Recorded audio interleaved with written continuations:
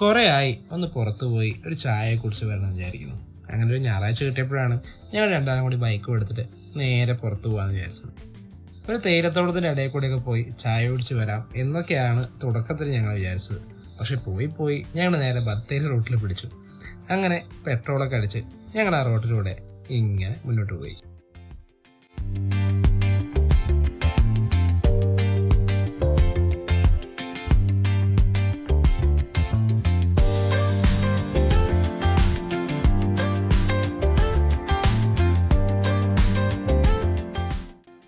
പോണ വഴി അമ്മ ഇതുവരെ കാണാത്ത എന്തെങ്കിലും ഒന്ന് കാണിച്ചു കൊടുക്കണമെന്ന് ഒരാഗ്രഹം. അങ്ങനെ കൃഷ്ണഗിരി എത്തിയപ്പോൾ വണ്ടി നൈസായിട്ട് തിരിച്ചു.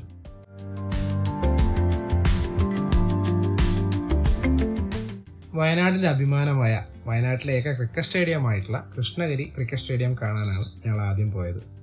പോണ വഴി ഒരു റിസോർട്ടൊക്കെ വന്നിട്ടുണ്ട് കേട്ടോ. മോറികാപ്പിൻ്റെ ഒരു പ്രോപ്പർട്ടിയാണ് ഇവിടെ.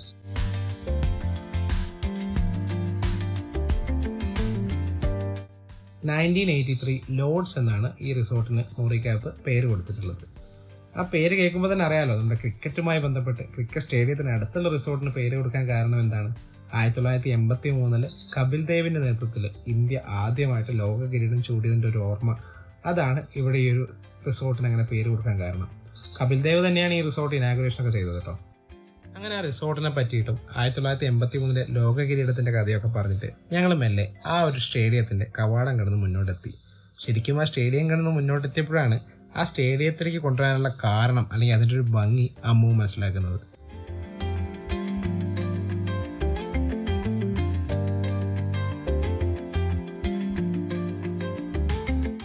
ഹലോ, വെൽക്കം ടു ആർഗി സ്റ്റോറീസ്. നമ്മളെവിടെയാണല്ലേ? വയനാട് കൃഷ്ണഗിരി സ്റ്റേഡിയം. അതെ, വയനാട് കൃഷ്ണഗിരി ക്രിക്കറ്റ് സ്റ്റേഡിയത്തിലാണുള്ളത്.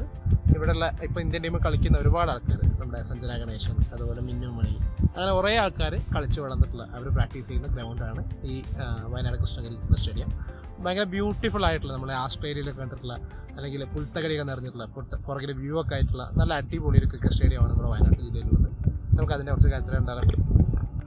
നമ്മൾ വന്നിട്ടുണ്ടതിന് മുമ്പ് വയനാട്ടിലെ സ്റ്റേഡിയം ഉണ്ട് തന്നെ അറിയില്ലായിരുന്നു. പിന്നെ എങ്ങനെ വരിക? രഞ്ജി ട്രോഫീൻ്റെ കളിയൊക്കെ കളിക്കുന്നത്, അതായത് ഇന്ത്യയും ഓപ്പോസിറ്റ് ഏതാ ടീം എന്ന് പറഞ്ഞത്. രഞ്ജി ട്രോഫി അല്ല, എന്തൊരു സന്നാഹ മത്സരം എന്തോ ആണ്. രാഹുൽ ദ്രാവിഡിനാണ് അറിയോ? രാഹുൽ ദ്രാവിഡ് പ്രാക്ടീസ് ചെയ്യുന്ന ഇന്ത്യൻ യൂത്ത് ടീമാണെന്ന് തോന്നുന്നു. യൂത്ത് ടീമിൻ്റെ കളിയൊക്കെ കൂടെ നടത്തിയിരുന്നു. അപ്പോൾ അത് കാണാനൊക്കെ വന്നിട്ടുണ്ട് അവിടെ.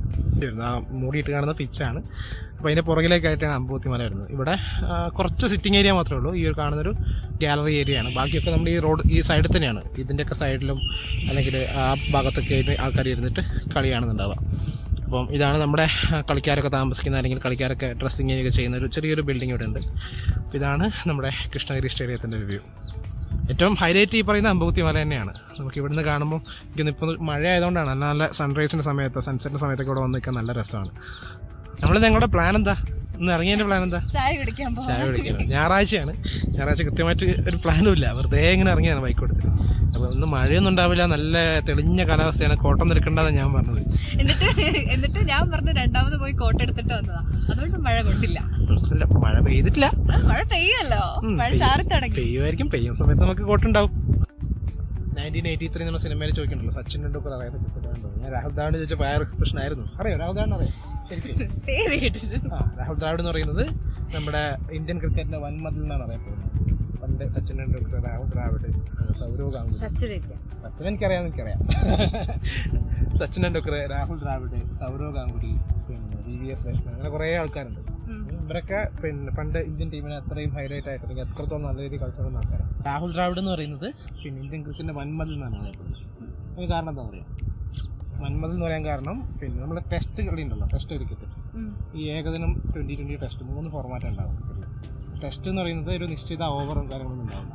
ഏകദിനം എന്ന് പറയുമ്പോൾ 50 ഓവറായിരിക്കും ഉണ്ടാവും. T20 പറയുമ്പോൾ 20 ഓവറുണ്ടാവും. ടെസ്റ്റ് ഒരു 4-5 ദിവസത്തെ കളി ഉണ്ടാവും. ഈ 4-5 ദിവസം ബൗളർമാരെ മുട്ടി അവർ പോസ്റ്റ് എടുപ്പിച്ച്, ഇപ്പം എനിക്കൊന്ന് 100 ബോളൊക്കെ എറിഞ്ഞാലാണ് ഒരു എണ്ണ കളിക്കുക. അവരത്രയും മുട്ടി എടുക്കുന്ന ഒരു എന്താ പറയുക, നിന്ന് കളിക്കുന്നൊരു ആളാണ്. അപ്പോൾ കേസിൽ ചിലപ്പോൾ ഒരു ദിവസം 2 ദിവസത്തെ നിന്ന് ചിലപ്പോൾ 1-2 റണ്ണ കിട്ടുന്നുണ്ടാവും 100 ബോളൊക്കെ. അത്രയും ബോളർമാരെയൊക്കെ അത്രയും ഫ്രസ്ട്രേഷൻ ആക്കുന്ന ഒരു ടൈപ്പ് ബാറ്റ്സ്മാനാണ്. അത്രയും എന്താ പറയുക, വിക്കറ്റ് കളയാതെ കുറേ നേരം ബീച്ചിൽ നിൽക്കാൻ കഴിവുള്ള ആളാണ്. അതുകൊണ്ടാണ് വന്മത് എന്ന് പറയുന്നത്. നമ്മൾ ഈ സ്റ്റേഡിയത്തിൽ നിന്ന് കാണുന്ന വ്യൂ ഉണ്ടല്ലോ, അത് അമ്പൂത്തി മലയാണ്. ഞങ്ങളിതുവരെ അമ്പൂത്തി മല കയറിയിട്ടില്ല. മാത്രമല്ല, ഇവിടെ വന്നപ്പോഴാണ് വയനാട്ടിൽ ഇനി ഒരുപാട് സ്ഥലങ്ങൾ കാണാനുണ്ട് എന്ന് മനസ്സിലായത്. അങ്ങനെ അവിടെ നിന്ന് ഇറങ്ങി ബത്തേരി റോഡിലേക്ക് വീണ്ടും കയറി.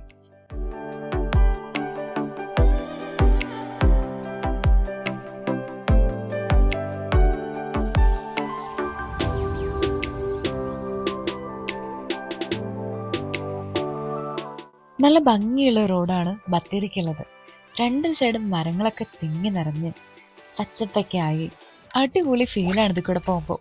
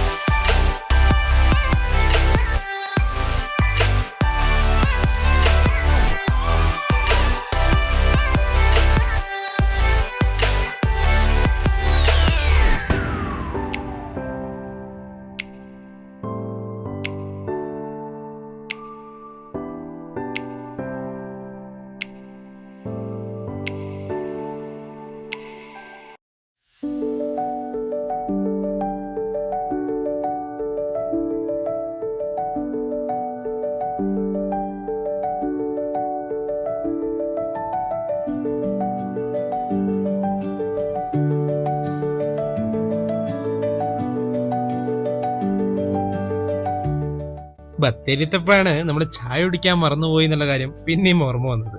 ഈ സൈഡിൽ കാണുന്ന കേട്ടോ മിന്റ് മാള്, നമ്മളെ വയനാട് ജില്ലത്തെ ആദ്യത്തെ ഒരു മാളാണ്. പണ്ട് ലുലു മാളും മറ്റു പല മാളുകളും വന്നപ്പോൾ ഞങ്ങൾ വയനാടുകാർ തർക്കിച്ചുകൊണ്ടിരുന്നത് ഞങ്ങൾക്ക് മിന്റ് മാൾ ഉണ്ടടാ എന്ന് പറഞ്ഞിട്ടായിരുന്നു.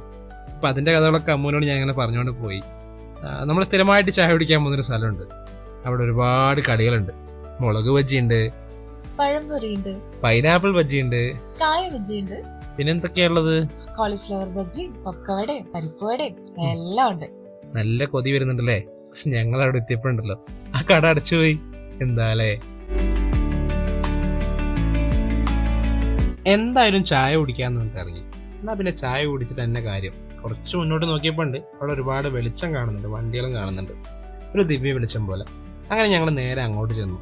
ചായ് വാല എന്ന് പറഞ്ഞിട്ടുള്ള ഇവിടെ ഫേമസ് ആയിട്ടുള്ള ഒരു ചായ ഷോപ്പിന്റെ ബത്തേരിത്തെ ഔട്ട്ലെറ്റ് ഈ അടുത്ത ഉദ്ഘാടനം കഴിയാൻ തോന്നുന്നു. ഞങ്ങൾ നേരെ അങ്ങോട്ട് കയറി ചെന്നു. അവിടെ കയറിയപ്പോഴേക്ക് ചായക്ക് പകരം കോഫി ആക്കിയാലോ എന്നായി തീരുമാനം. അങ്ങനെ 2 കോഫിയും ഒരു പഴംപൊരിയും ഒരു പഴം നിറച്ചതും വാങ്ങി. കോഫി ഉണ്ടല്ലോ അടിപൊളിയായിരുന്നു. ഇതിന്റെ ഏറ്റവും ഹൈലൈറ്റ് ആയിട്ടുള്ള കാര്യം എന്താണെന്നറിയോ? ഈ ചായവാലയുടെ മുകളിലൊരു ജിമ്മാണ്. ഇവരൊക്കെ എങ്ങനെ പിടിച്ചു നിൽക്കുന്നേ? ഇത്രയും നല്ല കടിയും കോഫിയും ചായയൊക്കെ കിട്ടുന്ന ഒരു കടയുടെ മുകളിൽ തന്നെ ജിമ്മ്.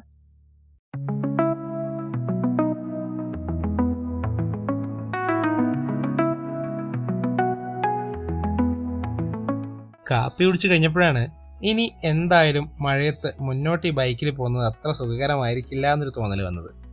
അപ്പൊ പിന്നെ ഒരു സിനിമയ്ക്ക് പോയാലോ എന്നായി. അങ്ങനെ പുതുതായിട്ട് ഇറങ്ങിയ സുമതി വളവ് എന്നുള്ള സിനിമ കാണാനായി ഞങ്ങളുടെ തീരുമാനം. പോകുന്ന വഴിയാണ് നമ്മുടെ കപ്പ വറുക്കുന്ന ചേട്ടനുള്ളത്. ഞങ്ങൾ ബത്തേരി സിനിമയ്ക്ക് വരുമ്പം അല്ലെങ്കിൽ എവിടെ സിനിമയ്ക്ക് പോയാലും അമ്മൂന് സ്ഥിരമായിട്ടൊരു കലാപരിപാടിയാണ്. എപ്പോഴും ബാഗ് ഉണ്ടാവും കയ്യിൽ. ഈ ബാഗിൻ്റെ ഉള്ളിൽ കുറേ അധികം കപ്പ വറുത്തത് വാങ്ങിയിട്ട് പാക്ക് ചെയ്ത് വെക്കും. നൈസായിട്ട് തിയേറ്ററുകാരെ പറ്റിച്ചിട്ട് ഉള്ളിൽ കയറും, ഉള്ളിന്ന് കറുമുറന്ന് കഴിക്കും. അപ്പൊ അതിനുള്ള തന്ത്രപ്പാടാണ് ഈ കാണുന്നത്. ഇതെന്തിനാ സിനിമ കാണുമ്പോ ഇത് തിയേറ്റർ കയറ്റോ? അതിനല്ലേ നമ്മളിങ്ങനെ കൊണ്ടുവന്നേ.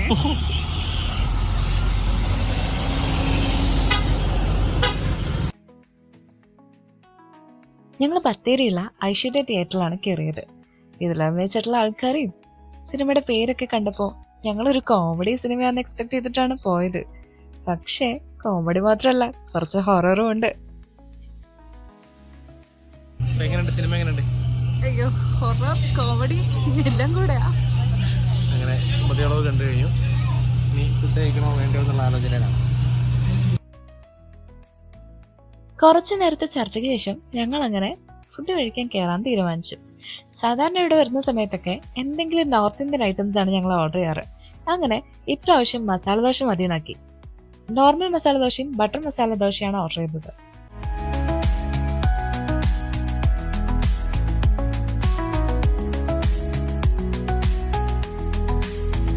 ബത്തേരിക്ക് വരുമ്പോൾ ഞങ്ങളിപ്പോൾ സ്ഥിരമായിട്ട് കയറുന്ന ഒരു ഹോട്ടലാണ് ഇത്, മൈസൂർ കഫേ. ഇവിടെ അത്യാവശ്യം നല്ല നോർത്ത് ഇന്ത്യൻ ഐറ്റംസും ദോശകളും ഒക്കെ കിട്ടുന്നുണ്ട് കേട്ടോ. അപ്പൊ ഞങ്ങൾ മൈസൂർ വെജ് കഫേന്ന് ഫുഡൊക്കെ കഴിച്ചു. നമുക്ക് അറിയുന്നൊരു ചേട്ടനെ കണ്ടു. അപ്പോൾ ഈ വീഡിയോയുടെ എൻ്റെ ആണ്. നമ്മളെ വീഡിയോസ് ഇഷ്ടമാകുന്നുണ്ടെങ്കിൽ ചാനൽ സബ്സ്ക്രൈബ് ചെയ്യുന്ന കാര്യം പരിഗണിക്കാം. ലൈക്ക് ചെയ്യുക, ഷെയർ ചെയ്യുക, കമൻറ്റ് ചെയ്യുക. സൈഡിലുള്ള ബെൽ ബട്ടൺ കൂടി എനേബിൾ ചെയ്ത് കഴിഞ്ഞാൽ ഞങ്ങളിടുന്ന വീഡിയോസ് നിങ്ങൾക്ക് പെട്ടെന്ന് തന്നെ കാണാൻ പറ്റും. അപ്പോൾ bye from story. Rider mode activated.